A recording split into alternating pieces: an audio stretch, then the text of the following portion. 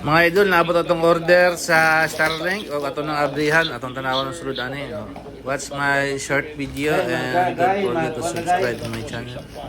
Thanks for watching. Unbox tagay. Mr. Witness, nabanggit mo ang affidavit ni Arturo Las Cañas. Nasaan ang affidavit na tinutukoy mo? Objection, Your Honor. May we know the relevance of all these questions? Your Honor, we're establishing the pattern of violence. And this is very much relevant. Witness may answer. Sa pagkakalam ko po, ang affidavit na ito ay nakasubito po sa International Criminal Court na sasalubuyang po tumidinig ng kaso ng extrajudicial killing. Kaugnay pa rin ng affidavit of Arturo Las Cañas. Nasaan ang kopya nito kung mayroon ka man? Meron po. Objection, Your Honor. The witness is not competent to provide an answer on an affidavit that he did not execute. Your Honor, may I respond? Lead counsel may respond. Your Honor, this affidavit of Arturo Las Cañas can be considered as a declaration against interest. He's saying in the affidavit na siya ay hitman, na siya ay bahagi ng Davao Death Squad. And under the rules, Your Honor, this may be considered also even with respect to third party. And in this particular case, Your Honor, the Vice President, the respondent, is the third party. Just a rejoinder. Ginawa na kayo. Counsel for the response.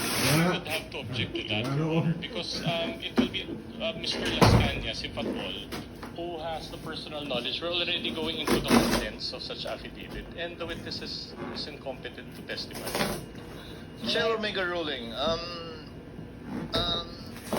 It is of no moment that it is a declaration against interest. Again, it is not an exception to the hearsay ruling. Certainly not a declaration against the interest of the witness. However, the court will allow it as part of the testimony and narration only of the witness, not as to the truth of the allegations of fact contained in the affidavit of Las Cañas.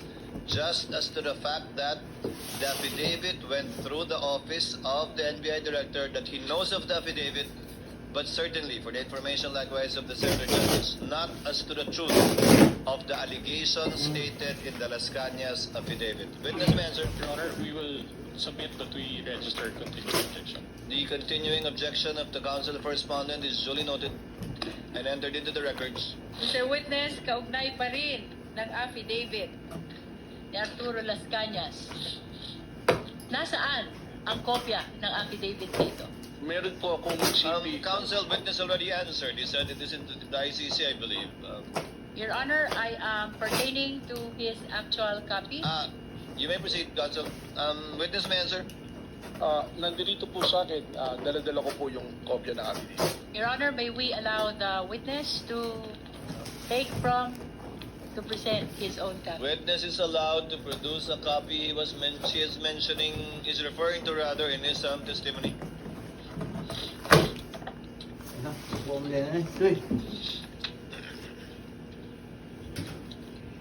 Kira?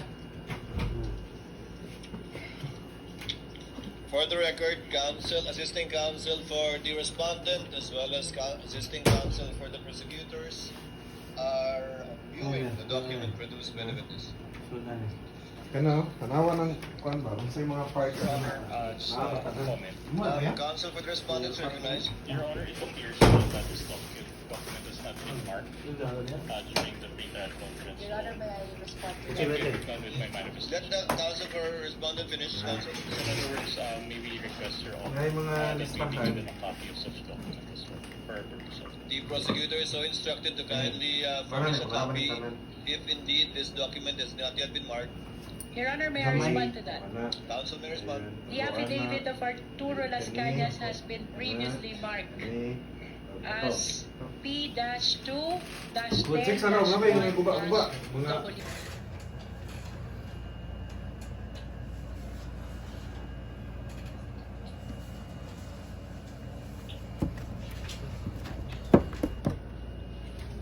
So we need to manifest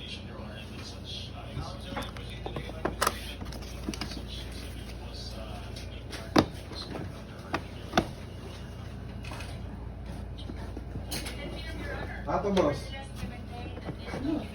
Ha? Oh. Kami? Ha?